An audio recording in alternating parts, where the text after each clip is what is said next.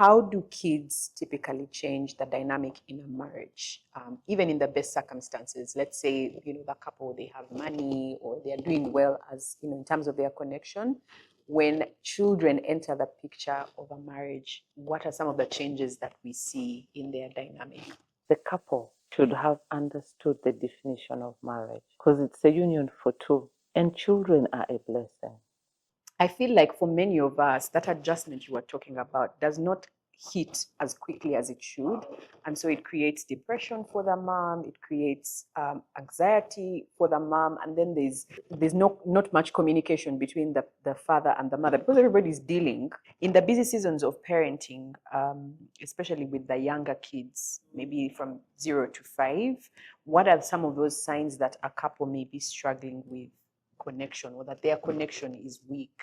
Of course, the world has changed, and I've seen some people say, I'll go to sleep in another room. The child will make noise for me. I go with your child. Those statements are there, but they come from a bad place. It's selfishness. It's being inconsiderate.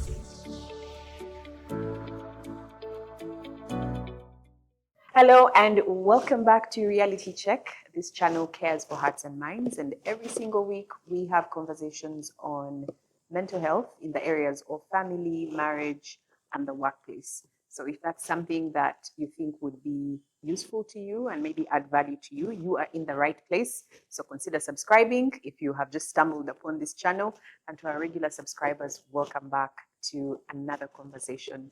This week we are joined by someone special, known to Dr. Evers, and I'm sure to your clients. She works alongside Dr. Evers at ICFC, and she's called Nakato Winnie. Welcome to the show, Winnie. Thank you. And thank you for being here. Winnie is a counseling psychologist in the area of family. And so you'd call her a family therapist, right? Yeah. Thank you for joining us. And the reason she's here is we're going to be having a chat about keeping your marriage strong while raising kids. When I tell you that adulting is a trap, all of us wanted to grow up and have our own families and our own homes until we realized there's so many things to juggle. Now we have to keep our marriage strong. Then also we have to parent and make sure these children grow up, to be like good citizens or good human beings. On top of that, you're building a career. You are a sister, you're a mom. It's a lot. And so we felt like for many people, the struggle is how do I maintain a strong marriage and also raise my children? So that's going to be our conversation this week. So let's start with, hopefully on an honest note, how do kids typically change the dynamic in a marriage, even in the best circumstances? Let's say, the couple, they have money or they're doing well as, in terms of their connection. When children enter the picture of a marriage, what are some of the changes that we see in their dynamic? We have this tradition where we start with our guests, so you're welcome to start. Okay, thank you, Rachel. I am Nakato Mary Fernandez.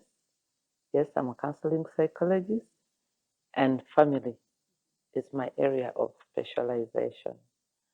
Now, when we look at children in a marriage, the couple should have understood the definition of marriage because it's a union for two, and children are a blessing.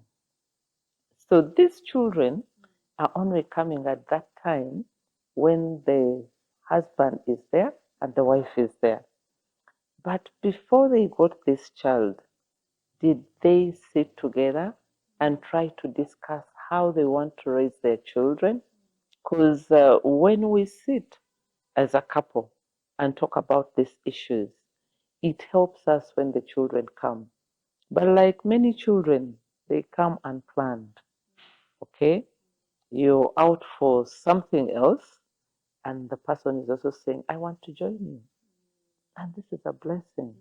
So when this child comes in, a few things may change because automatically we stop being the individuals, the spouses that we are, but then we are getting new titles, mom and dad. So who is the mom? Who is the dad? It calls us the two, husband and wife, to understand What is the role of the mother? What's the role of the father? Then we sit and agree. The moment we have a shared meaning in all that we do as a couple, these children will come in, but they will not affect or strain the marriage very much. Yeah. Mm. Okay, that makes sense. Dr. Evas, Yeah, what are some of those changes that we see in the marriage I think dynamic? I'll share a personal Oh, experience. please. Nalo. Yeah, so you asked, children typically change, change our marriage. I think our personal lives generally, but of course marriage. I started with twins, and it wasn't easy at all. When you're coming from single life to two people, People. and I was hoping to have children later on. Yeah, so they came earlier because I had given myself a year and I had negotiated very well. I was very sure that I was going to have children after 1 year at least, because I still wanted to be A little a independent. little girl. Yes. A little girl, but also a little independent, but also enjoy the relationship. Then boom, Not just pregnancy. one. Not just a single pregnancy, but a twin pregnancy. Now that pregnancy itself was scary. Scary. Two little people in your stomach, and you have been like you are adjusting to accommodating two people, and then they come, and one of them wanted attention More than the other. more than the other. To be honest with you, it was an experience to me as an individual, to us as a couple, and to us as parents, as young little parents. So it was confusing. It was confusing, and I think I've shared here that I survived depression just by an inch, because you're not sleeping, you're confused, you're looking around like people need you All the time. all the time. Yeah. And then of course as a couple, but I want to share from a positive standpoint, and I think I've talked about it here. If my husband hadn't been helpful, I would have plunged into very, very deep Depression. terrible depression. Yeah, very terrible depression.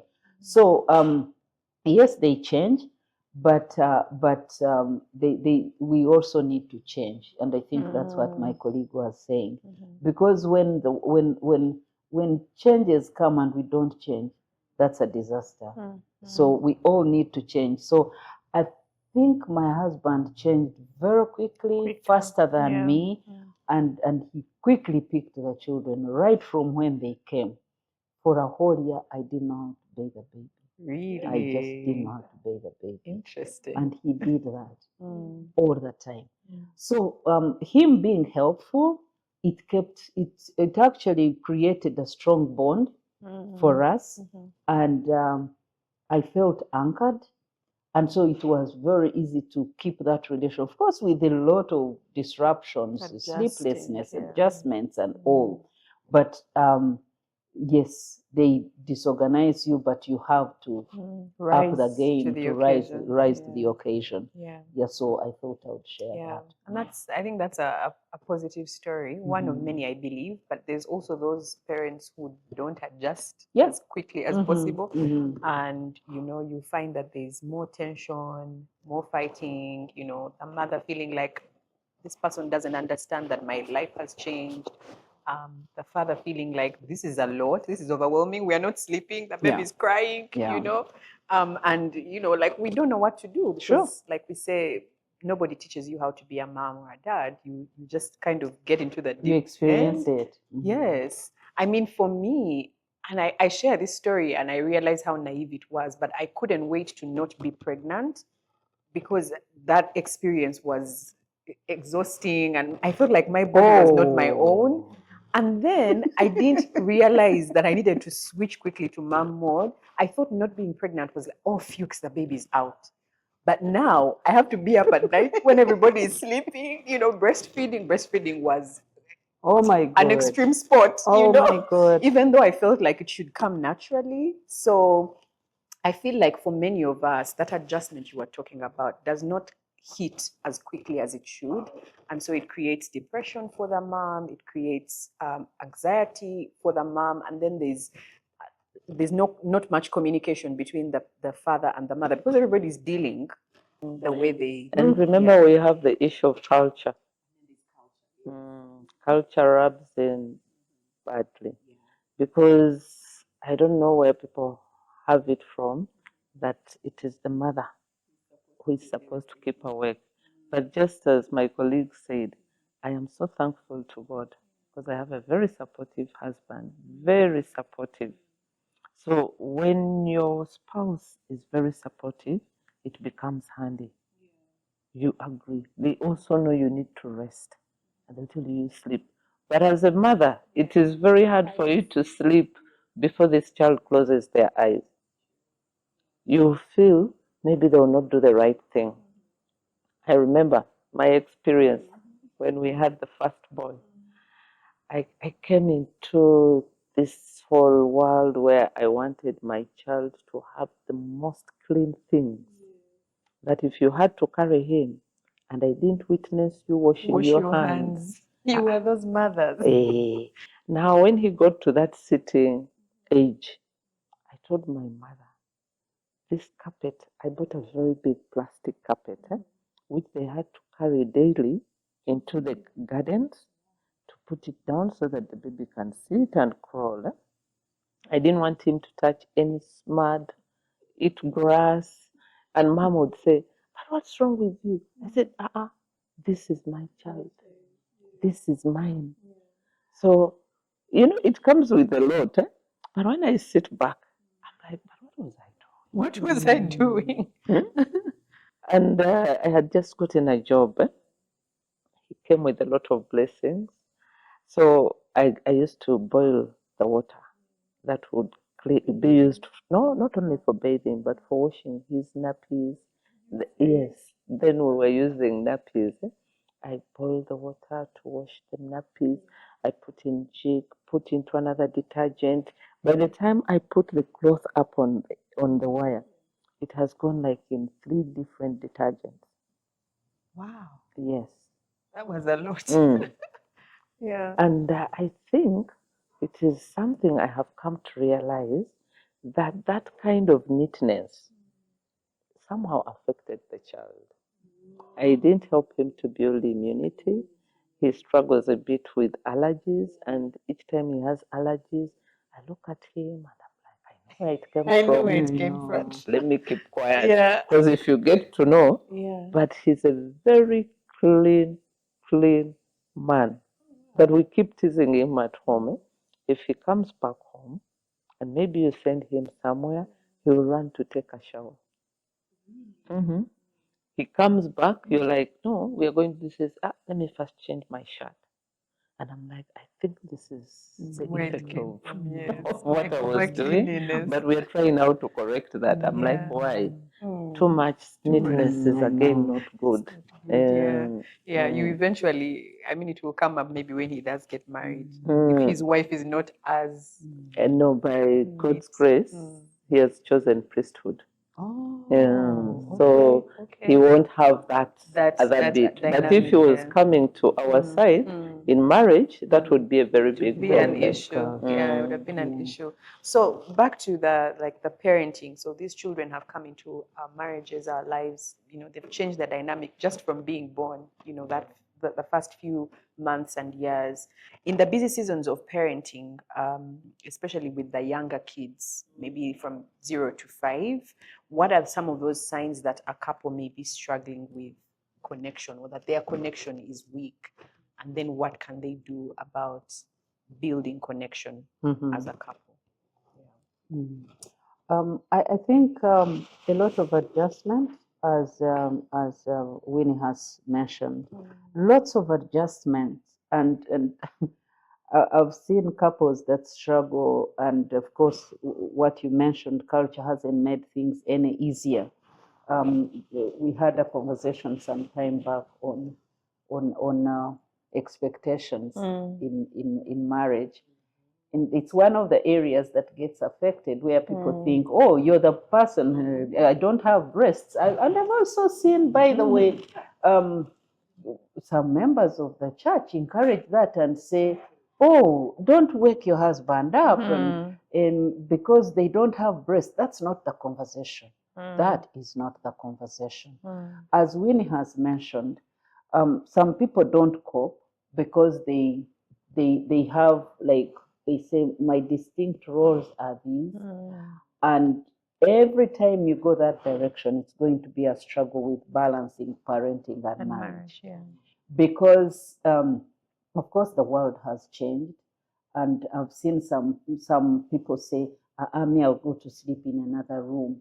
The child will make noise for me. I go with your child. Those statements are there, but they come from a bad place. It's selfishness. It's being inconsiderate because most of, even when a mother is on maternity leave, you only need to experience this to know. I remember, like, when I was on maternity leave, well, I didn't have a lot of maternity leave for our firstborns, but our subsequent children, you're on maternity leave from morning.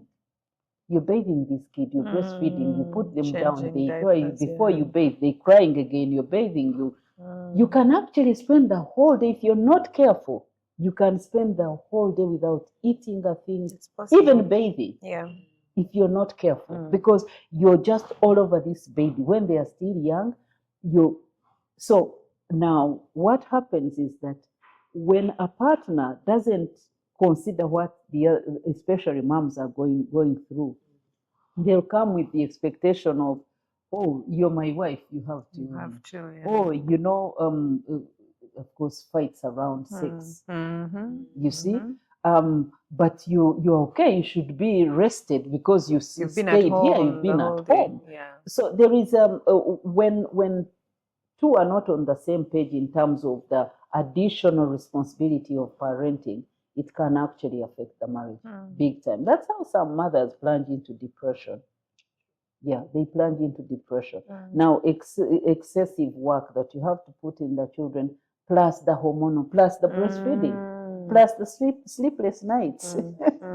I couldn't wait. I didn't enjoy breastfeeding. I'll be very honest. It was also not a pleasant experience. It wasn't. It wasn't such a pleasant, because it's draining. Then they tell you have to drink for this. Then you have to do this. Then to have. I don't want to forget. I don't want to forget bodily changes. Yes. Baby fat. So your body changes all of a sudden. How does this affect the marriage?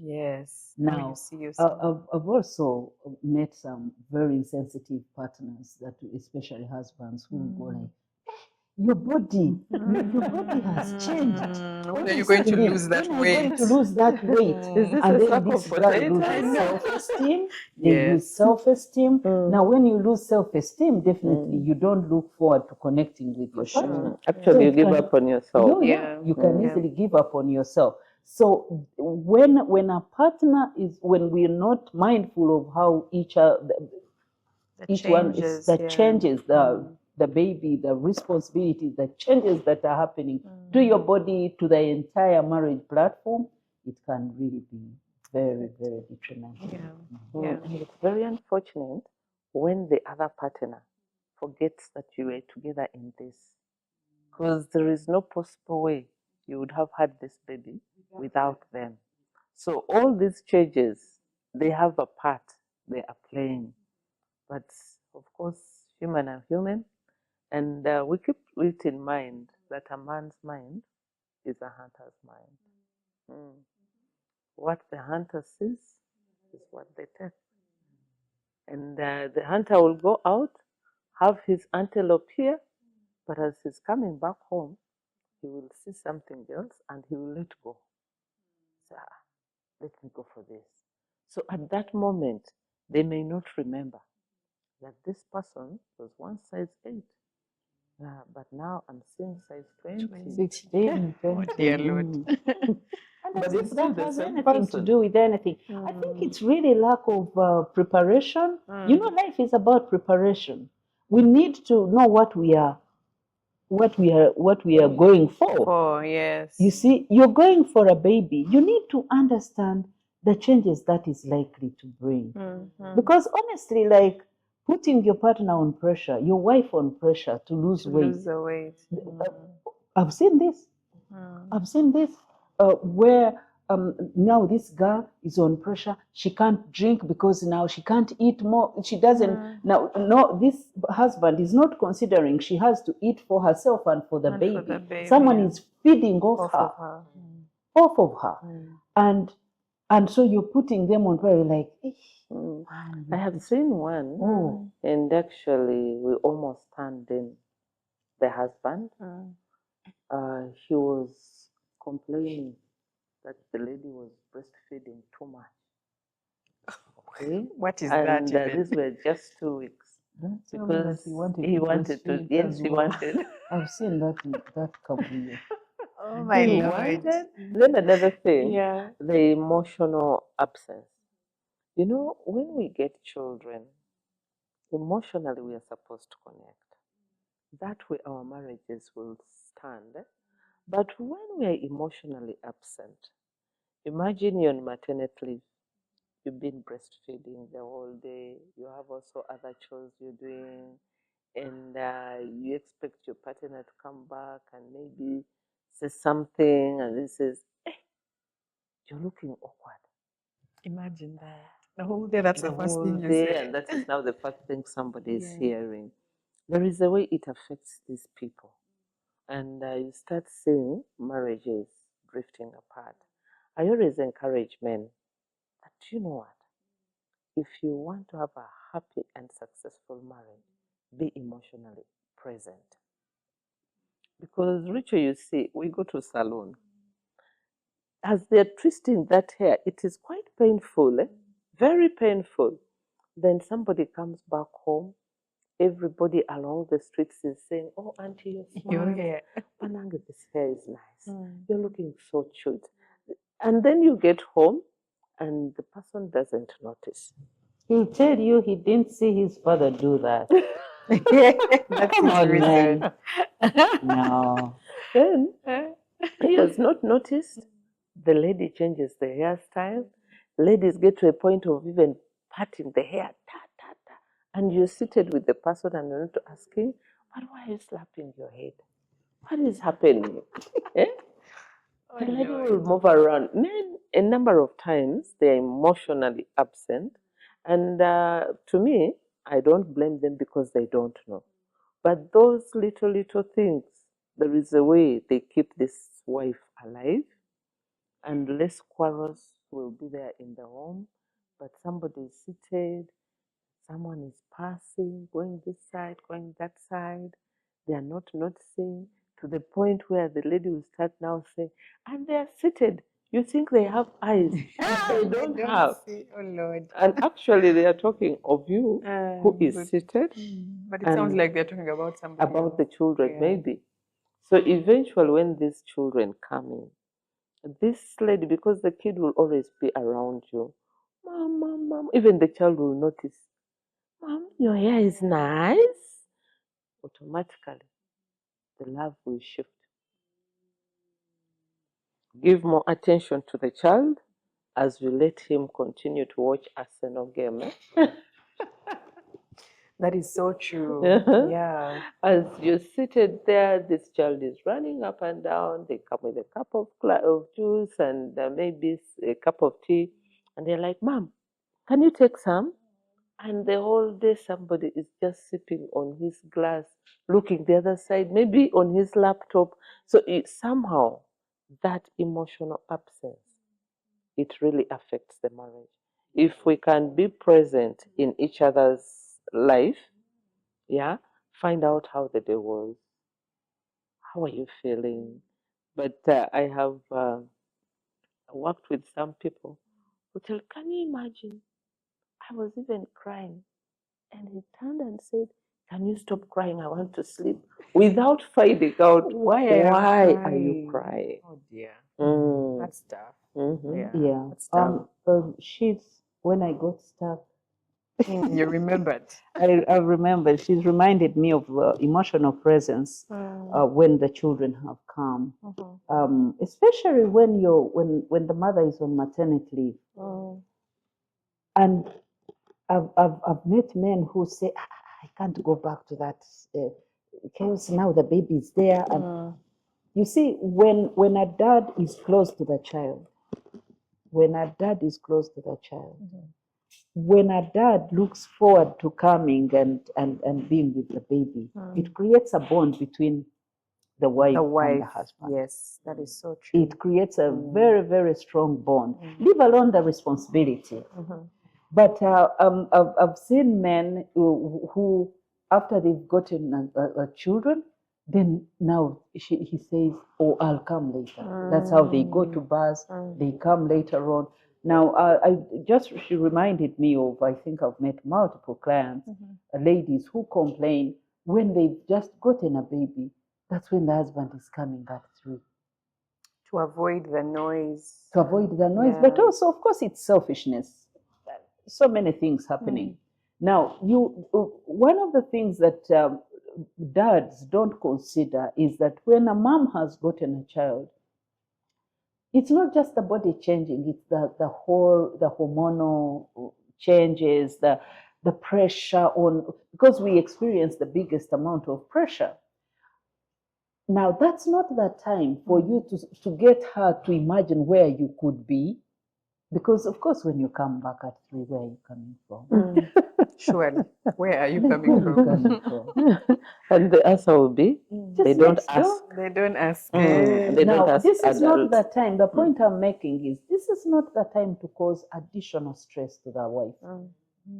You see, that because that can, and I'm saying this, I've met it, I've seen it in my counseling work, where this woman is stressed. Like I've mentioned, they survived depression by an inch. Yeah. Just pressure from the children. You have these 2 little things, they are crying, they are feeding off you, they like so much happening. And then you also have to deal with imagination of where your partner is coming from. And of course, they say, don't ask me. And also, they tell them, don't ask them. You know, it is tough. So, it is important for the partner to know that this is a time I need to be emotionally present and connected to my partner. Yeah. I need to be connected to my partner. I need to support them, not only physically by carrying the baby, helping out, but also emotionally. Emotionally, I need to be present. I need to acknowledge that they are tired. I need to be there to be with the baby. I need to hold the baby. Leading me to the next point, bonding. Now, dads are desperate to connect with children, but that bonding begins at even when the mom is still pregnant. That's true. But more when the baby has come. So the baby is not seen just as a burden, but actually a point of connection. Now, when dads are present, they are intentional, they are coming home, they are carrying the baby, they do the bapping, the bonding. That bonding, that body connection, their body touch, they are able to connect with the baby. So that this baby should not be seen as a burden, but actually a point of bonding, not only with the baby, but also with the mom. That's true. So the marriage actually should be strengthened by this child. Yeah. The way you manage or you receive the baby is going also to determine how you connect. How you connect. That's so true. Yeah. And actually, what I think at times we forget, that how we connect with these children when they're still little, it comes to affect us when we are adults. I'll give you an example. I think you've seen it in many places. If you went to a hospital. Let me use a hospital. And the grandpa or the dad of that home is sick. You might find he's getting help from the border guy who has transported him there, or the special man who took him. Because remember, even the grandma is aging, so she can't accompany him. The children, I am busy at work, they have not given me off, it is hard to come, I can't get a ticket to come back home. But when grandma is sick, the mother of the home, even the one who is married, will take off. If it means the marriage should end, my mother is sick, I am going home. Why? Because when this baby was little, the mother was present. 3 to 5 years, that is when now the girl child would be very close to the father, but dad was busy working. So that closeness didn't happen. 6 to 9, a boy child should be very close to the father, very close, so that the father can train him how to become a man and what. But who is present? It is the mother. So when they grow up and they're adults, even us, you might find it's the things that we do. When you go back home on Christmas, you find mama is in the kitchen. You'll follow mama. Hi, mama, how are you? How is Catch up with here? her. You know, you're catching up and at the same time also giving her something small for her pocket. Mom, this is yours. And mom will keep it here. So if it's like those families where we come from, where you're 8, 10, 12, by the time mom leaves the kitchen, here she has her 5 million in her purse, and papa is seated watching Al Jazeera, and nobody is giving him. They will come and greet him. Papa, how are you? How are the times? Anyway, we brought you a few gifts, and we shall be leaving back for our homes. And papa will be, okay, thank you, my children. They pull out 150,000 and tell him, Papa, can you manage with this? He says, thank you. God bless you, my children. Everything should be well for you. And he will get the 150 and still give it to mama. But let me give it to her because she's the one that manages the home. So in the end, men die miserable. Very miserable. Why? They were emotionally absent. I wish they can be emotionally present. That man will die a happy man. Children will be around him. You can also look at times when the mother of the home dies before the father. After burial, the children will stay a short time, maybe 4 days, and everybody is running back to work. Papa will remain alone. But if Papa goes before Mama, those who are working will take off. I have to stay with my mother for a month. Bambi, she's not yet used to the situation. Mama is going through a lot. Even those who are out of the country will come back. When our children grow up and they have families, you will realize they call the mothers when they're going to receive the grandchildren. And the dads will remain home. Why? Because of that bonding. That bonding. So may I just urge the men to be emotionally present, both in the wife's life and the children's life. Because as we age, if the man was emotionally absent, this lady is already used to living a life where he is not. So now when he's around seated, he has retired, he now wants to be with the wife. The wife is busy visiting one child after the other. I am going to my daughter's home. I am going to my son's home. The grandson is expecting a child. The granddaughter is going for a wedding. And Mr. is in the home. No, retired. Nobody is there. He becomes lonely. Yeah. So it's beneficial, I think, for fathers especially to create bonds and I guess be emotionally present, in your words, for the child that has come into the home, and then because it benefits your relationship with your wife, but it also benefits your relationship with the children. It's a really huge part of parenting that is often overlooked. I think one of the other things that we see in marriages, when children enter the picture, you'll find, and I think this one mostly happens with the women, the whole idea of marriage and taking care of a husband and what we first put on the side, understandably, because we have now many other responsibilities, like you've been saying. This child is demanding a lot from you.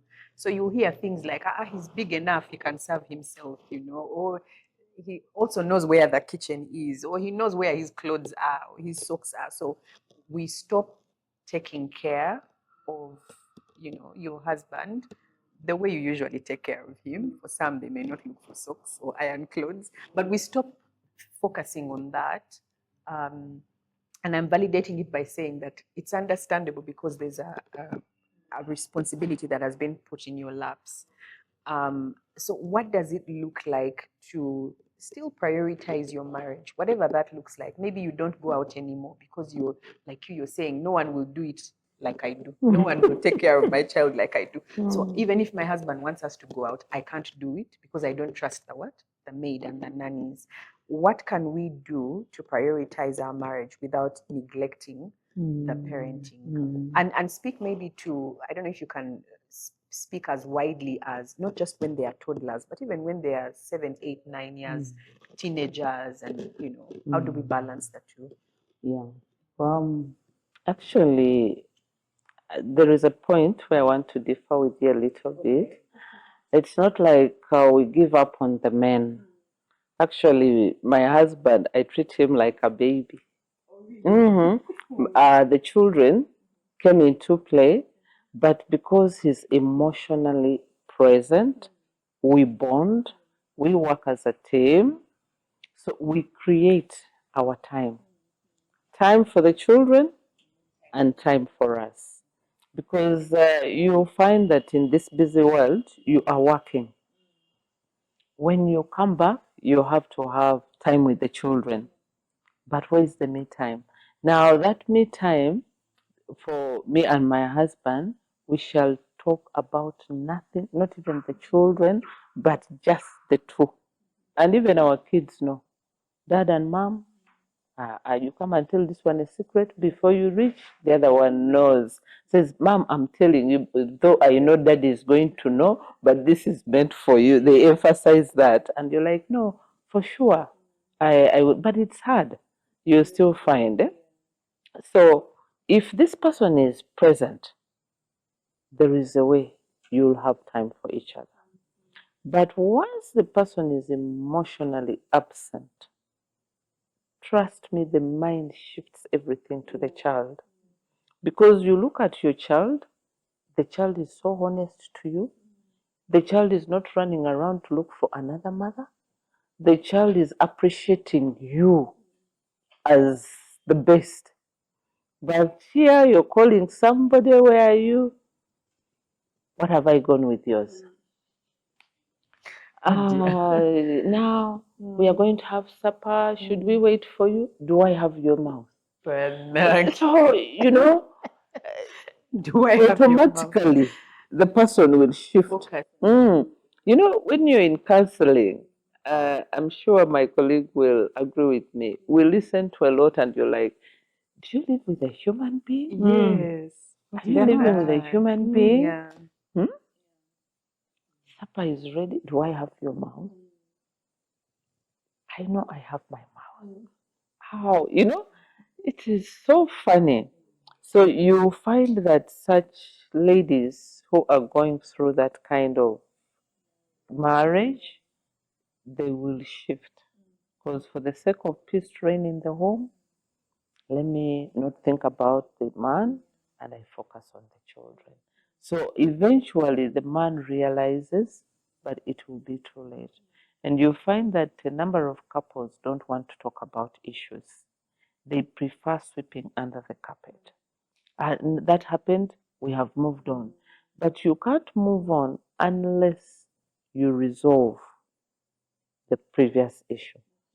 Then you can be able to move on. Yeah, Rachel, I wanted to respond to your question, and I think it's a real situation that sometimes when we get children, we abandon our marriages, and we've talked about this here most people don't understand that your children's health actually is dependent on the relationship. The health of your marriage. I've said it with statistics.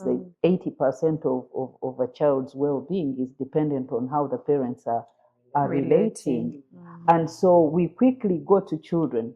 And honestly, sometimes I feel like we've turned children into emotional hideouts. Because what we can't get from our marriage, now we just compensate. We just choose to comfort ourselves with the children because now the marriage is not there. I will guarantee you, in a room of about 100 couples, you will not fail to get, let me be conservative, half of the couples who are frustrated because everyone now is running to children as an alternative to their marriages and say, well, we cannot connect, so let me just be with the children. So in that sense, I think COVID exposed us to ourselves so much. Yes. People say, oh, COVID killed marriages. I say, no, COVID didn't do anything. It just exposed us to the quality of marriages that we had. You know, ever running, ever hiding. So every time we fail to nurture that relationship, we always look for, now where can I find? So that's how we all the time we are getting children, we are going out with the children. We come back and we're taking out children. But think about taking each other out. It's a problem. I know there are several couples that cannot sit together for more than an hour. So every time they have to go out, they carry children. So they talk, people who speak through children. Tell your father to pass me the No, that's when they are speaking through children, like we are seated, and then the person will say, but don't you see that I need that soul? I know, but can you also, do this for me? Yeah. And yet it is the partner they're trying to communicate to, but they go through the child. If they're in a room, like in a bedroom, somebody is looking for their shoes, they will call a 2-year-old. Precious, where are you? Where are my shoes? That's this child. Yes. Meanwhile, But you're actually, addressing the wife. You're addressing the wife. Where are my shoes? And then also the wife will answer, Precious, you mean you don't have eyes? Where do we normally put them? Dear Lord. Yeah. No, the thing is, I've always asked myself, like, if we all put children aside and we went as couples, how many people can stand each other? Have conversation. Have conversation that you should have as the two of you as you started without the children, because now children give us what to talk about. Actually, that's what I meant earlier, that we communicate only about and through children. When is the fees, logistics, School day. that logistical conversation. So we need to maintain that and know that our relationship actually is a feeding ground for our children. So we cannot abandon the marriage and then expect that now that we have children, they are just my source of comfort. So we fail to nurture and to cultivate our relationships as couples, and then desperate for that. Now, my colleague knows a psychological concept we call emotional incest, where married people, they turn, whether dad or mom, they turn their children into their partners unknowingly. You know, you've seen dads. It's okay for you to connect with your daughter, to go to functions with them, to do that. But come on, let this person not replace your partner. You've seen moms. They say, now this one is my husband. They cannot be your husband, they are your son. And so emotional incest is real, but it also manifests in conversations where the conversations you're supposed to have with your partner, you're having them with your child. Right? So that affects marriage. Yep, It yep, does. yep. So you find that now it's your child who knows your secrets. It's your child who knows the thing. They take the place for your partner. And they are not supposed They're to. not. Yeah, Yeah. they're You not come back supposed to. home, you have a wife who should serve you, okay? You want food, and you're busy asking the daughter. Yeah. Yeah. Then what is the role of your Yeah. wife? The wife. Yeah. Yeah. Yeah. Even properties, by the way, Oh, Rachel. really? Properties. There are people who have taken to now. Of course, in this century, we are so creative. We say, "I'm saving for my children," and we have alienated our partners completely. Yeah. And now we are dealing with children direct. I know mothers, wives who say, "Me, everything I'm doing is for my children." But how about your partner? How about your partner? Everything I'm doing, it's for my children. How about your partner? Maybe your partner, of course, there is a whole dynamic. Maybe your partner is irresponsible, wherever it is. But even under normal circumstances, Yeah. people are living out their partners Yeah. and running to Then children. also, being that by the nature of how we women are wired, our mind is twined. We get so attached. Yeah. So this mother has had this child in her womb for 9 months before the father can really touch on that baby. He can only communicate with the baby through another person's womb. So this mother goes back to all that. The labor pain she went through, you know, then seeing the baby come. She was the first to see the baby. If it is normal delivery, but even nowadays cesarean, the mother sees the baby. So there is that connection that if this partner doesn't work so hard to be present in the wife's life, automatically the mother is going to go back and see how far she has come this child. Yes, I always tease my husband and tell him, like, our boys are big. So I always tell him, I have known the first boy for 28 years and 9 months. And you've Longer known than him you. for 28 years. Yes. Because I had the extra The 9 months extra 9. in the womb. And I've known the young one for 23 years and what? 9 months. Keep saying, no. I said, no. I I had had them extra. in my womb. Yeah. Says, okay. But even me, I had them in my body. Eh? Oh, I had them okay. before I released. Yeah. Yes, I had them in my body. So I Yeah. have known them longer. Longer than And, you. and that argument will go on. Yeah. But these children, when they come into marriage, actually, if the partners, we get along together, the children wouldn't be a problem for the marriage. But the problem, we don't know ourselves. Because if you ask the couple, do you have the love map of your partner? Love map is knowing your partner. Do you know the first 5 friends? In a case, if they said, Winnie is at this place, my partner should be able to say, I think if I call this one, they'll give me the information. You'll find most people don't know. You'll see it when people are sick and people in intensive care unit. And maybe they come out and say, okay, you can get them their best dish. And they're telling the spouse. And the spouse is busy calling the siblings. What is that best dish that your sister loves most? They don't know. They don't know. So, when we get challenges, whom do we turn to? We turn away from one another instead of turning to one another. So if we have our principles in line to keep our marriage successful, these children coming into our life, it will not affect the marriage, but actually it will make it stronger. And our bonding as couples, it helps the children grow well because they will be in an environment where love is like a pet name. It is flowing.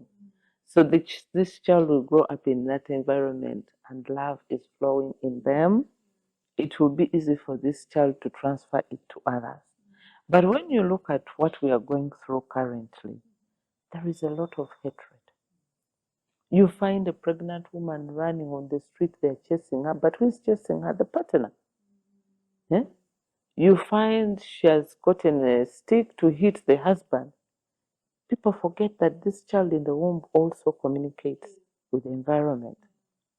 And then when the kid comes out, I have clients I have journeyed with, and there is a very interesting one. At 8 years, she witnessed her father beat the mother. And when the father pushed the mother, the head hit a saucepan and it folded in. That was the birth of her anger, of the daughter. She got so angry, 8 years, she couldn't do anything to the father. So that anger built in her. But now who is paying? It's the husband. When the husband comes back, he comes with something and says, hello, hello, how has your day been? What has changed? She's always protective. This man might box me like my father did. Yeah, so she's always on the guard, but the man is going through hell. So trying to tell this man that the problem is not you, but we have to work on the childhood trauma she went through for her to come back, it's another, yes, it's another headache, because for her, men are not good people, though she is married. So she knows I have to get married in order to get children. So she's literally in that marriage to get children. Once she's done with the number that she wants, will that marriage be anymore? Maybe not. It will not. Yeah. Mm. That's very, very unfortunate. Yeah. So the parents, what we show our children, it affects them.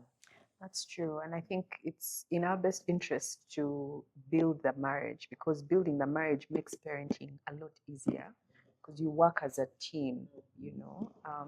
There's a lot of pressure that comes on the parenting journey, where we have differences in opinions in terms of how we parent. Again, based on your upbringing, your background, even your goal and your vision for your children. You say, me, I don't want to beat my children. Your husband is saying we have to beat them, you know? So those kinds of differences are bound to create tension and pressure.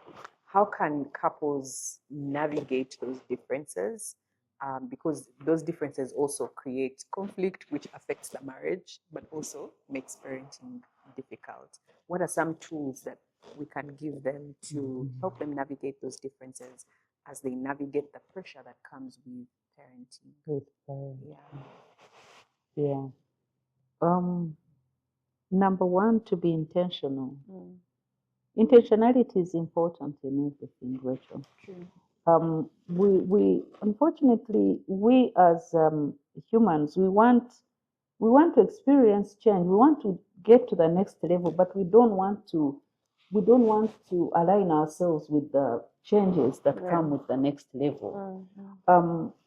As Winnie mentioned, this is a blessing. Children come. Children are a blessing.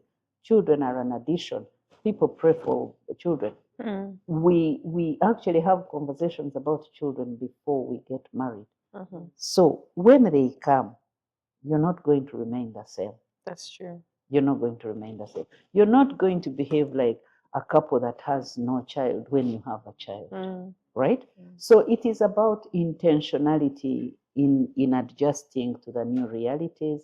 That's an important mindset that that parents should have. It's also maintaining intimacy, maintaining physical intimacy as well. And when I talk about this, I remember one of the struggles most married people have, especially when the children. You said we shouldn't just talk about the little ones, but it's a big thing. Children in the bedroom, for instance. You know, that's a major struggle. Sleeping in the bed. Sleeping in the bed, sharing the bed. Yeah. And I know that some couples actually, they have big children, old children, still sleeping on the same bed. with them. And they say, oh, you know, we are bonding with our child with Oh, them. dear. But you need to check that's not bonding. That's okay, it's bonding, but at what cost? Yeah. Because you have to balance both. So getting children out of the bedroom into their rooms and getting your child off the bed. That's a huge conversation. I'm just thinking that maybe that should be a separate conversation. But it's a big one. And that tends to affect marriages. So parents need to know that when this child it's part of creating boundaries. Yeah, so this child at this age, they can sleep in their own room and they will be okay. So just letting this child be independent, it's an important tool that parents need to think about so that they can balance their marriage with the children. Yeah. Otherwise, this can create anger in one partner or both. Now, just imagine in a room where a child is, and sometimes they are grown. One of the it affects physical intimacy, and one of them is going to really get anxious and all, which is a very big effect. Now, sometimes it's downplayed as, but they also know where did they come from, or you've had statements like that. Wow. You see, now which is very lousy. It is really. It's very lousy. Yeah. But I wanted to just add something to the tools that you asked that we should share for people to navigate this. One additional one is open communication. You know, open communication, communicating about the needs. I need help, I need support, I need this, I need that. Because especially when children are young, the exhaustion we've talked about, and one party doesn't know what you need. Yes. And especially moms, we don't ask, we only get angry. Yeah, so it's important for that kind of open communication on the kind of support you need. Yeah. Definitely, of course, shared responsibility. We talked about shared responsibility. Just know that these children have come to both of you. So one person can't bear the burden of the whole 100% responsibility of taking care of the children while they balance marriage. And all you come to do is, oh, no, this child hasn't replaced me. Oh, you know, I also to complain. So it's very important to do shared responsibility. I also thought about self-care. Self-care. For everyone, actually. Yeah. Self-care for everyone, especially moms. For both. Especially I think I advocate for men. She does too, but I do too. But self-care, self-care. Sometimes moms can be so self-absorbed. Yeah. We really, we get quite absorbed into the children and forget about everything else. Maybe do they need to know that they should love themselves first? That's the thing, because you see, that's the thing, because rest becomes a luxury. Taking care of your body becomes a luxury. A number of things. We also need to take care of ourselves. And this is what I always say to moms. We especially as women, including ourselves on the to-do list. Because we are carers, and when children come, our caring element just gets on the surface. And it is okay for us to care, but you have to care for yourself as well. And you have to look good. Now we are talking about marriage as well. Yeah. Now it's also not uncommon for women to say, but I've given him children. Then you have this T-shirt that you're not getting out of. And on top of the dress, you'll tie a dress. Then with the chitambara, you know. Just maybe a little information. In the Catholic Church, I had the married couples. So they call me Navafumbo there. I always tell the married people there that when you wrap yourself with a lace, on your feet you have a blue slipper and a red one. Then the chitambala is this way. And maybe you want your husband to see his sweetheart, his Hadi, but he's seeing his grandmother. So he's going to treat you like a Like a grandmother. grandmother. What he can do with the grandmother is what he will do with you. But let him see that person that should really attract him. Because also, attraction and admiration, it is one of the strong principles that can hold a marriage. Eh? Where we should keep attracting one another and admiring one another. But Evers, there's something you said about open communication, and it reminded me of our second boy. He was a little boy of 6 years, and of course, we they're sleeping in their room, and we are in our room. But I think we had forgotten to communicate the importance of them being in their room and us parents in our room. So he comes and says, "Mom, Daddy, is it true that parents take care of their children?" We didn't know where he was going. Oh, he said, "Yes, it's a parent's responsibility to take care of their children, provide them." I said, provide for them? I said, okay. So, Daddy, if parents have to take care of their children and protect them at night, why is it that you and mommy sleep in one bedroom? And for us, we are in our own room. It's a Who is fair protecting question. Who is us? protecting us? They are protecting you. Yeah. It's a And I fair was like, question. wow. Yeah. We didn't know where this guy was going. And we're saying, okay, you know, Daddy and Mommy sleep in the same bedroom because, you know, as we are growing up and you become adults, Daddy goes to work, Mommy goes to work. You have to come back and talk about a lot of things to plan for the children. So we have to sleep in the same room because there's a lot that we have to talk about. We have to plan for you people, and you have to be in your room because we are training you to become like Daddy tomorrow. For you to become a strong man, you have to start early, be in your room, manage your space. He became so happy. Now I'm a big boy. Yeah. I can go and sleep in my In what? your own room. In my room. But for sure, he got us off He got guard. you off guard, but that Yeah, was a good answer. but you see, that's transitioning Yeah. them into their own space, Yeah. even from an early age. And it's very encouraged that children actually get Into their own space. into their own early. space so that they do not crowd the marriage. Yeah, because if you do not, then you run a very big risk. Very, very big risk. And some people are using children in their room as an excuse. To be intimate with their Yes, not to be partners, intimate with the yes, yeah. partners. They're blocking them. They're No, blocking their Yeah. partners.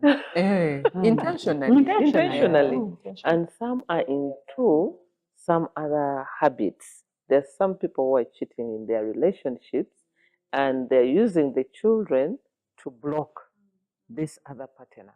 Yeah, so I think couples need to have like open conversations and they talk about a number of things. Yeah, for sure. So, would I think you've kind of, I think, given your submission. I was going to ask what some of the tools that would help couples. I think that even as we bring this conversation to a close, what would we say to maybe the wife who feels, like you put it, emotionally distant from their partner, and yet they are still having to raise children? I guess what would be the compromise? What would be the meeting ground? Or the dad who desires to build a strong marriage, but has no inlet because the children have crowded the marriage. The wife has really invested herself in the children, and therefore there is no window, there's no room. All his initiatives and suggestions maybe are being shut down because, oh, the children are young, oh, the children need me, or the children need us. Or there are couples who, I wouldn't want to say that the marriage is strong per se, but there's no partnership in the parenting, which is putting a strain on the marriage. You'll find, like you said it, everywhere the children are, the mother is there. She's attending class day. She's the one taking the children to the hospital when they're sick. She's the one, of course, in the kitchen with the meals. And the dad only kind of comes in to provide, school fees is paid, I've paid rent, we are okay, you know, but he's not involved, yes, in the raising of the child. So I want you to speak to those three scenarios as your parting shots, and then we'll bring this to a close. Okay, me, I think partners have to have a shared meaning in their marriage, because when we don't have a shared meaning, it becomes difficult. When these two were coming together, what was their shared meaning for the marriage? Because you might find we are actually talking about them not bonding and what, but here is a couple whereby one had just been dumped by the girlfriend, then the other has parents who are demanding her to get married. So problem A meets problem B, and they both find like they nurse each other's heart and they start a marriage. But what was the shared meaning for that marriage? You realize everybody needed somebody to just listen to them. And at the end of the day, they are talking, they listen to one another, but it was not for the marriage. Maybe as couples, we need to go back and revisit what was our shared meaning for this marriage. Then we get the purpose. What do we want in this marriage? Our children, how are we going to incorporate them into our relationship? Slowly, we should be able to have a sustainable marriage, because there is no perfect marriage, but there are two imperfect people who come together, work together as a team, and will have a successful, happy marriage. That makes a lot of sense. Yeah, go ahead. Yeah, for me, Rachel, just repeating what I said earlier, teamwork, teamwork. Just having that team spirit, knowing that if you're already there, you're struggling, you can start from where you are to build that team, to ask, like, we work together. Because if that shift is attained, then the marriage and the parenting will be a blessing. Because you see, Scripture talks about blessings that have no sorrow added. We should not look at our children coming as with sorrow added. Yeah. And if we do not manage how we parent in view of our relationship, I don't know whether I'm saying it the right way. If we do not consider that children are coming as an added blessing to our marriage, then it can be sorrow added. That's true. It can actually be sorrow added. Yeah. For instance, the experience you've just shared of someone saying, "Let me have my child in the bedroom," so that to block physical intimacy. What do you think is happening in the mind of the other person? So it becomes a sorrow. You see, your child comes with sorrow added. Yeah. You see, if your child comes and that's the reason for your partner to go out and not show up until 3 a.m., that brings sorrow. So we have to be very careful that when our children come, we do not add a layer of sorrow on them, and then they become a sorrow to our relationship, to our marriage. So developing or cultivating a spirit of teamwork is extremely, extremely important. Definitely, we've talked about communication. Now, what you asked about a husband who is there, who has their needs, and now the children are there. Communicate. Communicate. Talk. There is power here. There's power here. Don't also assume that your wife will know what you need or how to navigate. Maybe they haven't thought about it. Maybe they are also absorbed in this child thing, and they think that you are as excited as they are. And there's that bit of the culture. Yes. Remember our cultures, there's a way they restrain the girl child from demanding certain things from their husband, and they tell you your husband will give you, don't ask. So even when she would wish to communicate with you, she might keep quiet. Yeah. I know couples that, well, we cannot say it in our local language, but it's very interesting where people are communicating to each other, but through God. Through God. And Praise it's a sign that they are also not free to talk. Yeah. Yeah. So while you can do that, it's also encouraged that you do not settle for only kurenjeza, like to just communicate to someone, Yeah. but in an indirect manner. Through God, through prayer. It's okay. I believe in prayer, and prayer is powerful. But as much as possible, also, if you want to pray for courage, get into Pray the for the closet boldness, and yes. pray for boldness and To come communicate your needs, to yeah. communicate, because that person might think you're talking about those other people, not So me, I'm not doing him, anything. not him. But honestly, I Yeah. want to encourage the issue of communicating needs. She Yeah. reminded me of ladies when they have gotten a child. Some people get a high sexual desire, for instance, when they have just gotten a child.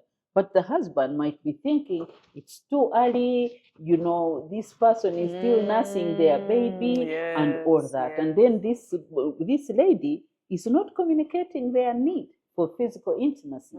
Very, very important. So communication is key. Open communication. That's a very big tool that I really want to give to people. And definitely always remembering, Rachel, I'll end with this, always remembering that there was a relationship between the two of you before these children came. Yeah. And that relationship needs to be maintained. It cannot be replaced. It can't be replaced by children, irrespective of their age, whether they are little, middle, or older. Yeah. Your relationship is important. Yeah. It anchors you, because now you and I are at a time when our children are about to, all of them go and they leave us. We start to, we end to, by the grace of God. If you're still lucky to have your partner and you're aging together, then it should be a blessing, because they are in the middle. Everything is about children. Even all the communication, it becomes reduced. Have you picked the children? Have you brought them bread? Have you paid fees? Have you all that? But then what about when these children go? You're What still will you going be to have talking a about? relationship. Yeah. So we start the two of us, we end the two of us, if we are still lucky to be.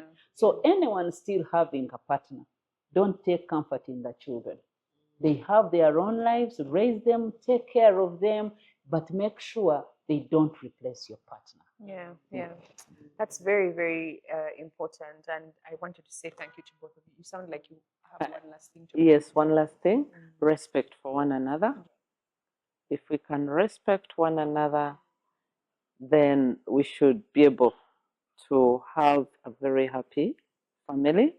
And as we end, definitely, I told you my husband is my best friend. Yes. Allow me just send him the Yes, greetings please. and to thank him for always being there for me, because parenting is very easy when we are working as a team.